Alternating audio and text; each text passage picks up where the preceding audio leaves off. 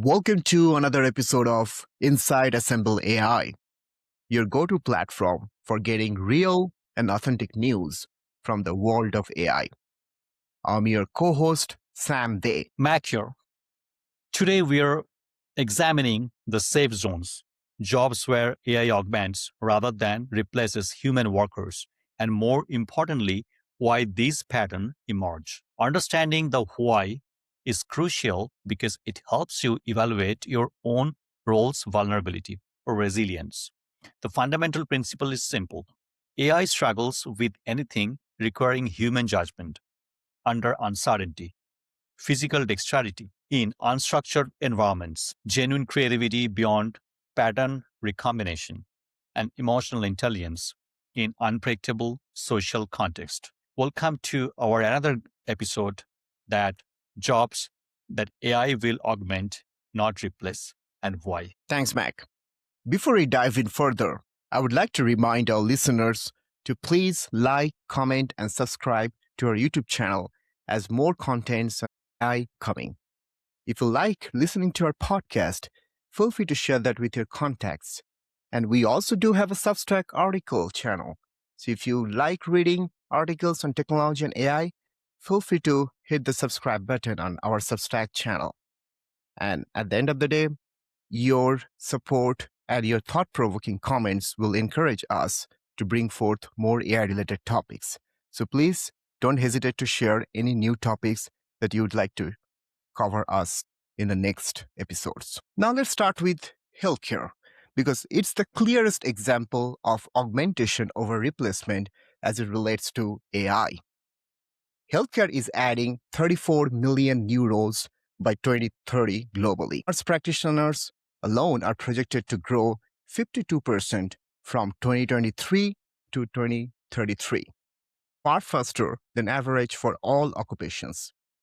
AI spending in healthcare is rising from $15.1 billion in 2024 to $19.8 billion in 2025, which is a staggering number.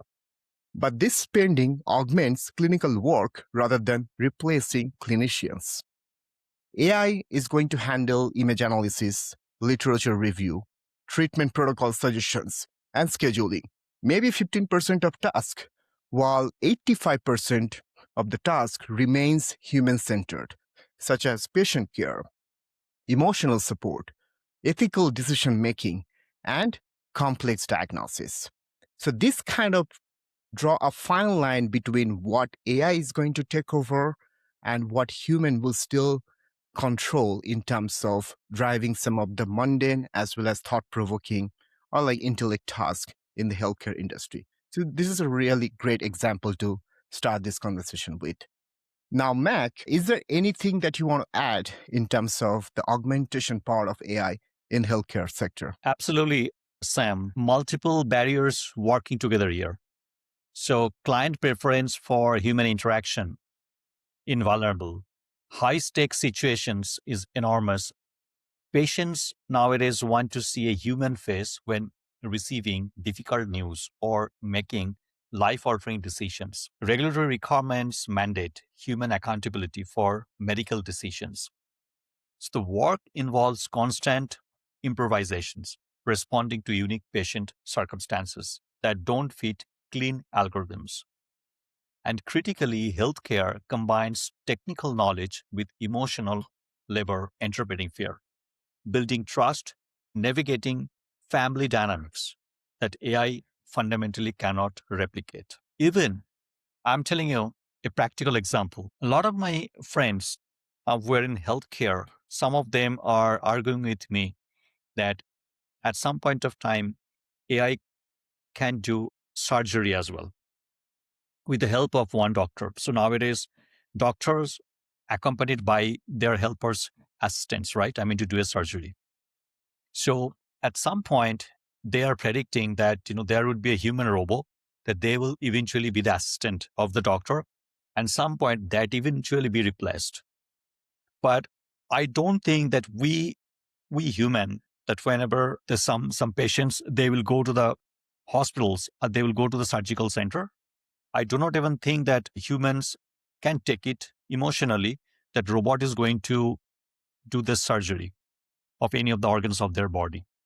So I truly can't believe this, that it is that at some point that maybe the robot can completely replace the doctors and they can do the surgery with any of the organs of the human body. So I definitely need that, that days will long for that whatever we are thinking, so much complexity out there, so much regulations out there, so much compliance out there. What Yes, do you Mac. think, I mean, Sam? totally agree with you on that. Because at the end of the day, when it comes to healthcare or human lives involved, it boils down to the trust factor. So, do we really gonna rely on an AI robot to operating on your body? No, I mean, we're not there yet. I don't think so. We will be there yet in maybe next 50 to 100 years because it boils down to the trust factor. I mean, AI Absolutely. can, I mean, it's not only on the surgery side, even from the medical diagnosis standpoint, AI can provide diagnostic assistance or designs kind of suggestion based on the diagnostic results. But maybe 5% of the augmentation that it can provide, but 95% of the work requires hands on human expertise, navigating messy real world constraints, or even understanding the complexity about the health scenarios.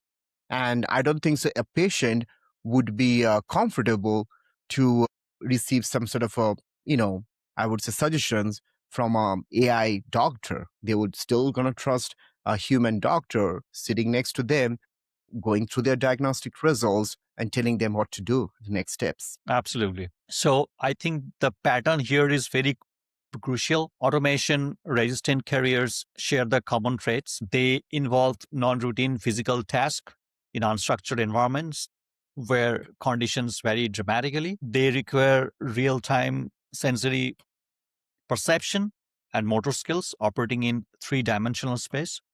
So they demand contextual problem solving where success depends on reading situations that can be reduced to data. And electrician troubleshooting why power keeps tripping in a 100-year-old building is doing the detective work that combines technical knowledge, physical investigation, pattern recognition from experience, and creative problem solving. That's not getting automated anyways. So the examples that we just talked about before, so we can compare this with the same scenarios, right? We cannot replace simply like with hundreds years of medical research with so many physical labor. We cannot human intelligence. We cannot just simply replace everything with that AI. It will take drastically like maybe 100 years or maybe 50 years. I mean, just to get the laws. And I still can argue that it will still be accurate. Of course, human can do the mistakes, but we still do then, Sam, to your point, that there is a trust factor, right? That's the way human psychology works. We still trust a doctor, but we are not going to trust to a human robot just for the sake of treatment, medical treatment, or any medical surgery. Yep. No, totally agree with you, Mac. Now let's talk about a different industry. Maybe we can talk a little bit about the creative industry and how Mhm. the things are shaping over there due to the emergence of AI. First of all, like the creative leadership and strategic roles show another dimension of AI resistance. Brand directors, creative directors, strategic planners, those kind of roles operating at the intersection of psychology, culture, and business strategy. Because when it comes to creativity, human psychology could actually consider considerable factor. Research shows individual creative tasks can be automated. AI could draft a content, generates variations of videos, or even analyzes audience data. Maybe 25% of augmentation could be achievable by AI, which is going to also fast track some of the creative operational stuff, right? However, creative direction itself is far harder to replace because it requires risk taking, cultural positioning, taste, ethical accountability, and also, the most importantly, the ability to choose the unexpected or countercultural. Like, for example, it'll be difficult for AI to how to kind of like differentiate between different demographics or race or communities when they're going to generate some creative arts. You don't want your AI to create something that's going to offend certain demographics. So that's why, AI could still be a good tool for augmentation, but you still need to keep humans in the loop when it comes to setting the vision as well as just making the final deliverable creative products from certain operational pipeline. So we still need a creative leadership. We still need a creative director overseeing all the processes. And I won't see that that role is going to be replaced by AI in near future. Absolutely. Education shows the augmentation model clearly. Teachers won't be replaced because learning is fundamentally social and requires understanding individual student psychology, motivation, and development. So, AI tutors can provide personalized practice, grade routine assignments, offer supplemental explanations, perhaps 20% of educational work, but 80% involves inspiration, mentorship, classroom management, recognizing when a student is struggling emotionally versus intellectually, adapting teaching approaches based on group dynamics. These are profoundly human skills. And Sam, even though if you can see that even for elementary school, middle schools, and high school, there are a lot of students out there that they need special attention because of a lot of difficulties. Maybe someone has some disorder, someone has any kind of illness. It could be a million things over there. Yeah, like an autistic kids, how are you gonna actually? Absolutely, absolutely. And I do not believe in that how even an human robot or even AI can simply use their emotional intelligence just to give them the emotional support to to the particular student, right? I can't even believe that. So I still think that there are a lot of manual effort will be needed, and if we are suppressing the human needs for just to use the AI, I think human is going to do a terrible mistake for that. Yep. No, totally agree. Now, since we are kind of getting towards the end of this episode, I would Mhm. like to emphasize on one final critical point, which our listeners might be interested to know, is that what are the safe zones like when it comes to AIs going to either replace their jobs or versus AI is not going to like impact their jobs, right? So I think that safe zones, that particular factor will be determined by current AI capabilities and economic feasibility. As AI technology advances, some tasks currently requiring humans will become automated, but simultaneously, new tasks requiring uniquely human skills will emerge. I mean, for example, like in the education sector, maybe an AI robot can help a teacher with grading. Okay. If you just, if there is not so much intellect involved in certain questions or certain assignments, maybe an AI robot can help. So the time that the human teacher, will get back by automating some of those grading criteria, that teacher can spend that time to maybe upskill another student's new thing, or maybe, the teacher can spend more time mentoring their students.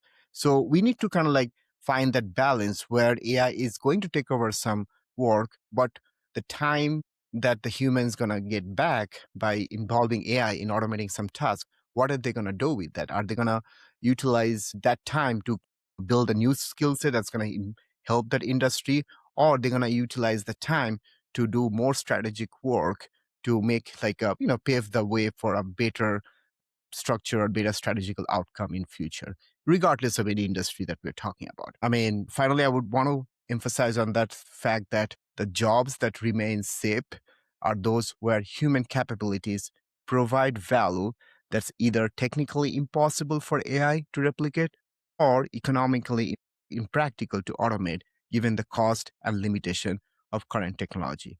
And furthermore, where the intellectual or the human psychology matters more than having an AI robot providing some care services or even talking to another human beings. Absolutely, Sam. I completely resonate with that. And I just want to add one more practical guidance that audit your role for augmentation potential versus automation risk? What percentage of your tasks involve routine data processing, predictable patterns, or structured environments? Those are automation risk. What percentage involves human judgment, physical work in variable conditions, creative problem solving, or emotional intelligence? Those are augmentation opportunities. Position yourself toward the latter. Embrace AI tools for the former, and you are navigating towards safety. Thanks for listening. For the next episode, roles most vulnerable to AI automation right now and what that means for affected workers. Till then, keep listening, keep grinding, keep learning. Thank you. Thank you.